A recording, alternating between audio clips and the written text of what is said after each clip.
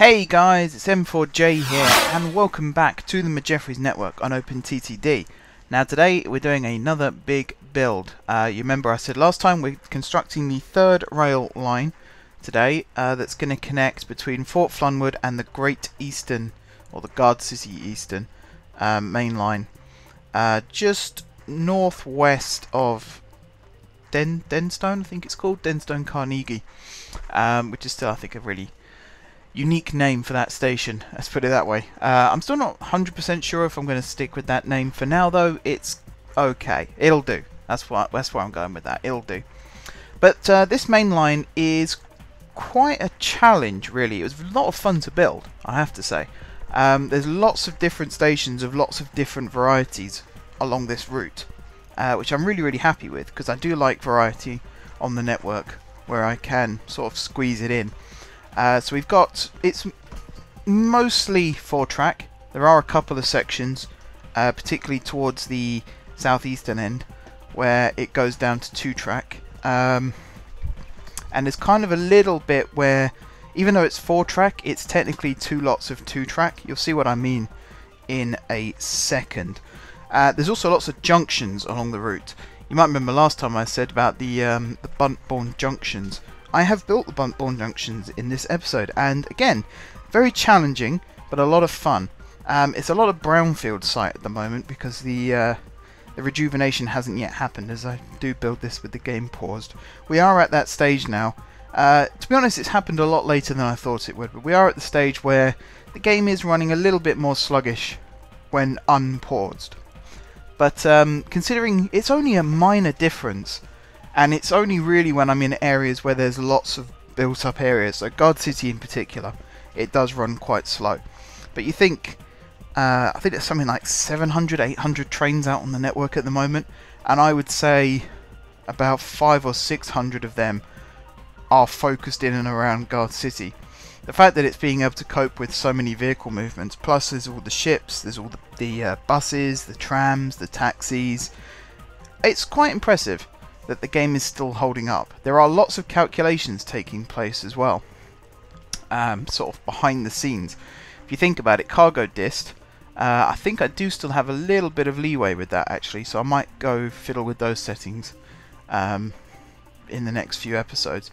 But cargo dist is constantly working in the background, deciding where cargo needs to be taken from and where it needs to be taken to. So the fact that the game is still running at a pretty good rate, even with all of this this passage of cargo, it's really good. It's certainly a reliable game in that respect. I do wish it was a little less laggy, but you can't have everything. Right, this is one of the first stations I was talking about where there are junctions. This is the main line that comes down from Dinpool, which I haven't built yet. I was supposed to have built it in this episode, but I kind of opted against it in the end. I wanted to focus solely on this main line from Fort Flunwood. The other lines, I have built the sort of out junctions, so where the track diverges and goes off a few tiles, but I haven't built the full route, because I just wanted to get a fair idea as to where the track was actually going to go without having to build the whole thing. We do end up with a lot of these sort of big stations though. This is probably the biggest station. I think it's this one. Might not be actually. No, I think it might be another one a little bit further along the line. Hang on, let me just remind myself of what's going on. It's not this station. I believe it's the next big one that I build. As I said, there are lots of junction stations. Yeah, it looks more and more likely that it's actually the next one where this takes place. Where on the fast tracks it's just a 2-platform station, and the majority of trains will probably go straight through. But on the slow lines it's also a through station as well as a terminus station. You'll see what I mean a little bit later on. Ah, I know which station this is. This was the nightmare one to build. If you think about the Netherlands, a lot of the Netherlands, particularly on the northern side, is reclaimed land. Well, you're about to see my mini tribute to that when it comes to this section here, because I go through the lake. This is me just surveying the route for some reason. I go through the lake and I reclaim a large portion of land so that I could build the junctions that I wanted to build. Basically, we've got two main lines that converge on the northwestern side. This is Buntbourne. So this is the main Buntbourne Junctions. Buntbourne Parkway is the name of that big station that I've just built. And then down here you've got the slow lines and the fast lines that go down to the southwest and continue, I believe, almost to the coastal line. Well, I'm not 100% certain of that. And then here you have the lines that continue towards Guard City Eastern. But it's not quite as simple as that, because if it was just a simple Y junction, then that's it, problem solved. But I wanted to actually have this as a triangular junction. So in a second you will see me come back and rebuild a little bit more so that it turns into more of a triangular junction. Although it's a bit of a... imagine a triangle where one of the sides is sort of embedded slightly. You'll see what I mean in a second when I actually come back and build it. Plus, it gets even worse because there's another line that diverges just off to the eastern side of the Buntbourne Junctions, and that's kind of the easternmost junction of the line. In fact, this is it here. So we end up with 5 lines. 5 lines? 4 lines. 4.5 lines, let's say. Because technically they are all main lines. They're all coming in from different angles, etc. Plus you then have, I think it's 5 different options is what I was going with. You have 5 different options as to where you want to go. You either go north, south, east or west. Or, in terms of north, you go north, east or northwest, depending on whether you're heading direct to Guard City or whether you're going via Fort Flunwood. This is what I wanted from the old map. I never really got it going. And I don't quite know what's clicked within me to get it going this time out either. Because I knew on this map I wanted more connectivity and I wanted more lines going off in different directions and things like that. But I never quite envisaged that it would end up being quite this complex. Not that I'm complaining. I'm actually very, very happy with how this has turned out. The map as a whole is the best map I've ever built in the game. Hopefully you guys have enjoyed watching me build it as well, because it has been a lot of fun building this map. And I've tried out loads of new building techniques. Some of which I would definitely want to do again. Some of which perhaps not so much. The bits that I didn't enjoy really are the road networks. As important as they are, I have no interest in roads. Excuse me, frog in the throat. And I think I've said this before in previous episodes. I will build road networks when they're necessary. So if it's a feeder network or if it's a bus route in a city, something like that, I'll build it. There's no problem. But when it's something like the orbital road around Guard City, where it's not really needed, I'm just doing it as kind of like a side project. Yeah, I think you could tell from that episode that I wasn't particularly engaged in what I was doing. So it's not one of my better episodes for that reason. Other things, the industry, I'm not that interested in freight, if I'm perfectly honest. For me it's mostly about passenger trains. It was kind of summed up quite nicely by Lieutenant Joker when he first talked about my channel. He said, I mainly focus on passenger networks. Sometimes I do dabble into freight. And that's basically it. If I had to sum up my my building style, it's exactly that. I focus on the passenger networks, but if I do want to do some freight transport, then I will. A really good example of that is mail trains, because technically mail is freight. You know, you can style it however you want, but it's freight, it's cargo, it's not passengers. I like building mail services. I think that's a crucial part of my networks, and in fact I'm still, even now, it's been 12 years I think since mail rail stopped in the UK, I'm still aggrieved by that, because as far as I'm concerned we had a perfectly good mail rail network, and yeah, it might have been a bit expensive, and from a business sense it probably makes sense that they stopped it, but my heart rules my head in this case, and I always think rail should always be considered the better option when you're transporting cargo. Hopefully I'm not alone in that. So yeah, mail is always going to be an important part of my network. And in fact, there's something I did want to mention to do with mail trains, and I'm kind of upset that this isn't in the game. There are no TGVs. I don't know whether it's because I haven't looked directly for TGVs, but I'd have thought they'd have come in like a a European pack or something. But I will have another look. I know there's the... I always get the pronunciation wrong, but is it Thales? Thales? Thalis? I don't know. I'm assuming it's Thales. They're TGVs, technically. So, yeah. SNCF 2000s, I think it is on the game. Something like that. But they're TGVs. They're a sort of sub variety of TGV. Like the Eurostar is it's actually part of the TGV family. The original ones, that is, the E300s. The E320s, they're part of the Velaro family. Velaro family. But in France, I don't think they do this anymore. I'll have to check. But they used to have, I think it's 6 TGVs that were painted yellow. And, I mean, body-wise, they're exactly the same as the other TGVs of their class. But they took the windows, or they blocked the windows, painted it yellow, and called them the La Poste trains.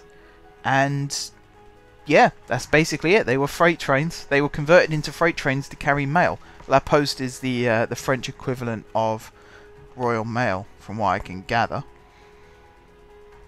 It's a postal service company in France. Yes, so technically it's the French mail service is La Poste, but they actually got 6 TGVs.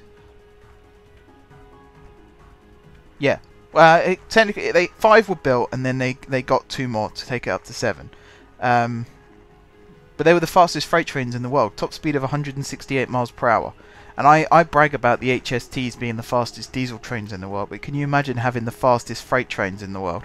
Because as I said, mail is cargo. You could be carrying parcels with goodness knows what in, at 168 miles per hour. And let me see. Aha! In mid-2015, La Poste ended TGV postal services, shifting mail services to swap bodies instead. So it sounds like it is still carried by rail, just not on TGVs, which is a bit of a shame. And then in 2016, December last year, 3 of the train sets were dismantled. I always get sad when I see that trains are getting scrapped. I still think it's a huge crime that the original Eurostar sets are currently being scrapped. I do feel like they could have seen use elsewhere. If not in Britain or Europe, then elsewhere in the world. Surely there's demand for a train that can do that speed quite comfortably, and also operate on dual voltage. That's something that, granted, the Eurostars couldn't travel at 186 miles per hour on third rail, but they could still operate at 100 miles per hour, and that even, you know, there will be countries around the world where that is incredibly fast. So it's a real shame that that's not the case anymore. I'm just looking at the British Rail 325s as well, which they're funny trains because they look like they're part of the Networker family. The 365s, the 465s, the 165s, and the same numbers but with a 6 on the end instead of a 5. They were the Networkers. So they look like they're part of the Networker family because they have a very similar cab design, but they're actually based on the 319, which are the trains that have just been taken off of Thameslink services. So I'm just looking to see when they were stopped. 16 train sets were built, 15 it says are still in service, 1 has been scrapped. I would love to know where they're being used now. Okay. So the one that was scrapped had been damaged and was stored as a source of spares. So that ones I can understand. If it's damaged beyond repair, then fair enough, you're going to have to scrap it. But if it's still operable, then you shouldn't scrap it, in my opinion. You should always try and find another use for it. So they operated mostly on the West Coast Main Line, I think. It looks like it. Yeah, certainly looks like it.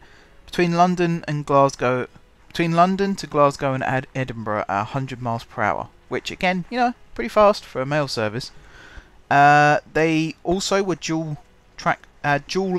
power, so they could operate on overhead lines or third rail. as I use them for my mail trains. They operate on third rail as well as overhead. I should be really talking about what's going on screen. Let me talk about what's going on screen for a second, then I'll go back to the 325s. So I've built the link between again, this is why I need my main lines named. The line from Fort Flunwood and Guard City Eastern. The link's been finished. I've also electrified the line to Denstone between the junction towards Fort Flunwood and Denstone, but only the terminating platforms at Denstone. So it means I can actually run some electrified trains to as far as Denstone at least. I do build a lot of terminating platforms. You can see here I'm building some sidings here, even though I have 3 bay platforms, which I do up to 4 at that particular station. I do also have those sidings there so that fast trains can terminate there if they want to as well. Also, it means trains can move between the fast and the slow lines without having to go all the way to another station and find a different junction. They can just go into the siding and then snake back out onto the fast or the slow line, depending on which one they want to go on. I do also have depot facilities here. I'm not entirely sure whether I'll be using them for main services or whether I'll just use it for a little stopper service between 2 of these main stations along the route. I haven't fully decided yet. You also missed me build, in fact here I am back here now, this main station, which has another junction. This is the line that comes from Dinpool, I think. I should stop umming and ahhing as well, I do apologise for that. Yeah, so Dinpool, the line splits into 2. One of them goes down to Buntbourne, one of them goes to here. Not here, but where I was just now. Denhill City, the station was called, but I renamed it to the town that it's actually closest to, which is Cadingbury. So Cadingbury Junction, I believe is the name of that one. This station is just called, I think it's Prinpool or Prunpool. It's named after the town. It hasn't got a suffix name, it's just the name of the town. And then Buntbourne is the other main station. Buntbourne Parkway, sorry, because there is also Buntbourne Town, which is on the slow lines only. Which I thought was a nice touch. So they're the main stations. I do also have some stations that are fast and slow line, but they are literally 4 platform stations. Some are island platforms, some are 2 single-sided platforms with an island platform in the middle. I've gone with all the variations, as I say. This is probably the most varied route in terms of station types and also line types, because I have done quite a lot of work with making sure the lines are as straight and as smooth as possible. This is kind of the third rail version of the Western Reaches line, and we could end up with some trains a bit like the Western Reaches line. I do have some plans to run Javelins as the fast services on these third rail lines. I don't know whether whoever made the Javelins on this game has used the realistic speed limits, because with the Javelins it's 140 miles per hour on overhead rail, but on third rail the top speed is only 100 miles per hour, just like with the Eurostars. I think that's a safety thing, because I'm assuming a pantograph is built to withstand higher speeds than a third rail shoe, and I imagine the friction between the two would cause a lot of sparks, also a lot of wear and tear. So I can kind of see why that might be the case. It's not like with pantographs. If you ever look at pantographs, you'll notice that the wire zigzags across the pantograph. This is something that, I mean, I'm 24 years old and I only found this out a couple of years ago, and I was absolutely astonished that I didn't work it out before. Because I always thought that the wire on the catenary was dead straight between the 2 masts, but it's not. It does zigzag. And when I first saw that, I was standing at the station one day waiting for a train, and I noticed that it was zigzagging, and I thought, oh, they didn't build it straight. And then I watched a program about, I believe it was the TGVs, and they talked about how the wires zigzag so that the pantograph is evenly worn. It's not just you end up with a groove down the middle of the pantograph where the wire is. It crisscrosses across the contact area, so it's an even wear all the way across. And I mean, talk about kicking yourself. I was just sitting there thinking, how did I not know this? How did I not work this out just by looking at it? I was genuinely sitting there thinking, why does it do that? With a third rail shoe, you don't really have the space to do that. The shoe is about the same width as the rail, so there's no zigzag, there's no contact differences or anything like that. So I imagine it gets worn out pretty fast. Plus the fact that the third rail is at least in the UK, it's a top contact one, so it's exposed to the elements. I imagine there's a lot of maintenance involved. So I can see why the top speed won't be as high on third rail as it is on overhead. I can totally get behind that. Yeah, I'm just going back to the 325s to find out exactly what happened with them. So GBRF, which is Great British Rail Freight, had a contract for mail transport over Christmas 2004, and then the next paragraph says that contract expired in 2010. A new contract for mail operations and responsibility for managing the 325 fleet was won by DB Schenker. As of June 2010, 7 trains were to be run a day between London, Warrington and Glasgow via the West Coast Main Line, with capacity to be flexible as required. The sets could be worked together to make up 4, 8 or 12 car trains. And then the next thing it says is in 2012 one of the units that was damaged was scrapped. And then in June 2013, DB Schenker re-inaugurated an additional service on the East Coast Main Line from Willesden to Low Fell, just outside Newcastle. So it doesn't really go into much detail about what exactly they're to be used for. Still, because I know that the HSTs, the ones that are currently being used by Virgin East Coast, I think again it's GBRF, have plans to convert one of them into a mail train, or particularly like parcels traffic. I think they're trying to jump on the Amazon bandwagon of sort of prime delivery, same day delivery kind of thing. You want to get the parcels up and down the country as quick as possible. Now what confused me about that is they want to convert one HST for that use. I'd have thought it would have been smarter to at least do at least 2, so you can have them working in opposite directions at the same time. So if you've got something in London that needs to get to Edinburgh, but you've also got something in Edinburgh that needs to get to London, you can. You don't have to wait for the train to get up north and then return. Because even though it's operating at 125 miles per hour, it still takes between 4 and 5 hours to get from London to Edinburgh, which means it's going to take 10 hours for the item to go from Edinburgh back to London. And that doesn't make sense. But then I don't own any rail companies, so I'm not exactly in the know. Here you see me building, this is Buntbourne, isn't it? Yes, it is. It looks like Buntbourne anyway. And you can kind of see how I'm going about with the platform. So the fast lines is always going to be 2 lines through the middle that are non-stop. It sounds quite simple. I do plan on running trains non-stop between Guard City and, well, maybe not fully non-stop, but I plan on running trains between GSMA and Denstone. So that you then have 2 different ways of getting between Guard City and Denstone, either GSJ or GSMA. That kind of fits in with real life scenarios, like you can get from London to Oxford via Marylebone or Paddington. You can get from London to Birmingham via no, I did get that right, sorry. You get from London to Birmingham via Marylebone or Euston. You can get from London to Edinburgh via Euston or King's Cross. You can get from London to York via King's Cross or St Pancras. You get the idea. There's plenty of alternatives.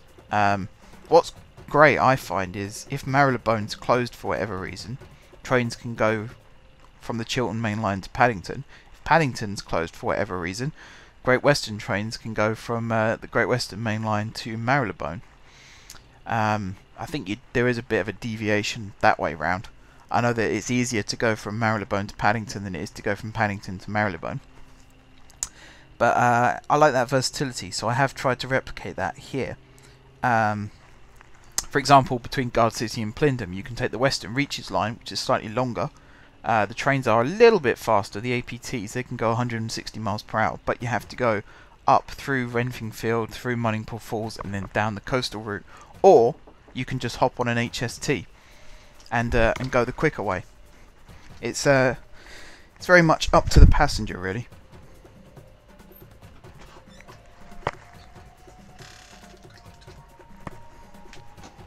But that's just the way I'm trying to build my network. Is try and make it as versatile as possible with lots of different options depending on which way the passenger wants to go.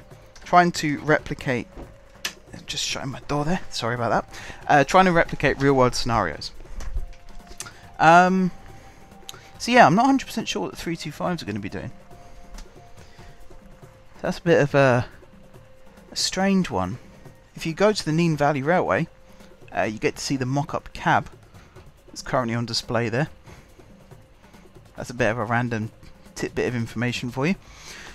Right, what else am I going to talk about? Let's have a look. I was talking about... oh yeah, I was talking about different route options, wasn't I? I got a bit distracted there. It's my first day back at university today, because you're watching this on the Monday. My first day would have just about finished by the time this episode goes out, I imagine. So my family are giving me good luck cards and things. So apologies if you heard that in the background, but there you go. My last summer of freedom has just come to an end. I don't quite know what to make of that, really. I should say this is it's the third course I've done at university. I won't go into too much detail as to why that is, but it's the first time I've entered my final year. So it is quite a big deal. As I've already said in other episodes, the schedule is going to differ slightly from what you were used to over the summer. Last year I had an episode going up on a Monday and Friday. This year is going to be the same. I will also say now, well in advance, that if there isn't an episode, it's because I've been swamped with uni work. It's not because I'm ignoring anybody or anything like that. It's the total opposite.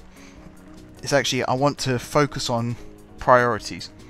And I'm kind of making it sound like you're not understanding people, but you are. You've always been very understanding. So I do appreciate that. I don't like the fact that I'm going to have to limit my uploads a bit more. But as I say, it's my first time doing my final year, and I'm going to take it seriously. So we will see about how regularly videos will get uploaded. It's a bit of a shame that episode 200 does come just a couple of weeks after starting back at uni, but the benefit for that is the hard work wouldn't really have set in at that point. So at least up to episode 200 shouldn't be affected. I am going to record some episodes in advance, so I won't be able to reply to comments in videos like I normally do, because I'm going to try and get sort of 2, maybe 3 weeks ahead, just up from episode 200 to something like, let's say, 215, just so that if anything does come up uni related that does sort of keep me out of action for a little bit, I have a couple of weeks buffer, because I think that would work best as well. It means there's plenty of chance for me to get the uni work out the way and still, like, you guys wouldn't even notice, kind of thing. Yeah, let's go back to talking about railways and trains, shall we? So my service patterns, that was the other thing I wanted to talk about. Did I have a... No, I didn't. I need to start looking at conversation topics again on my episode plans, because I do find I start talking absolute garbage when I don't have anything planned out. But service patterns is something that I wanted to talk about. If you Google Virgin trains and you get up either the East Coast or the West Coast service patterns, both are readily available on Google or Wikipedia. It's another good place to go. You'll see what I'm about to say. I want to have services that stop at all the main stations, but I also want services that stop at some of the intermediate stations. Now on the Great Western Line I did it with an HST that just goes non-stop between I've forgotten the name of the damn station now, but the current end of the line, the end of the Great Western Line, and Guard City, with no stops in between. I then have a service that stops at the 3 main stations, so Plindham, Woolworth and the airport. I then have a service that stops at I think it skips out Plindham, but it does stop. No, it skips out Woolworth, but it stops at Plindham and it stops at the airport. And then I have a service that stops at every intermediate station that's slightly bigger than an all-stopping one. That is something that I want to replicate on this line, but I want to do it a little bit more methodically. But you'll see a bit more about that in the very near future. Not giving away any spoilers. Right, I have actually talked for longer than this video, so once again you're going to see the footage slow down a little bit towards the end as I try and make it catch up. I am going to end the episode here though, guys, so Friday, we're going to be building the northern trunk line, finishing that off across the northern edge of the map. And then next Monday, we're going to be building the rest of the cross-country line, getting prepared for episode 200, where it will all finally make sense as to what we've been doing for the last few weeks. But until then, guys, thank you very much for watching. Don't forget to leave a like if you enjoyed the video, and of course if you're enjoying the series, drop some comments down below with ideas for future episodes. If you haven't already subscribed to the channel, be sure to hit the subscribe button. If you have already subscribed to the channel, thank you guys for your continued support, and until next time, I will see you soon.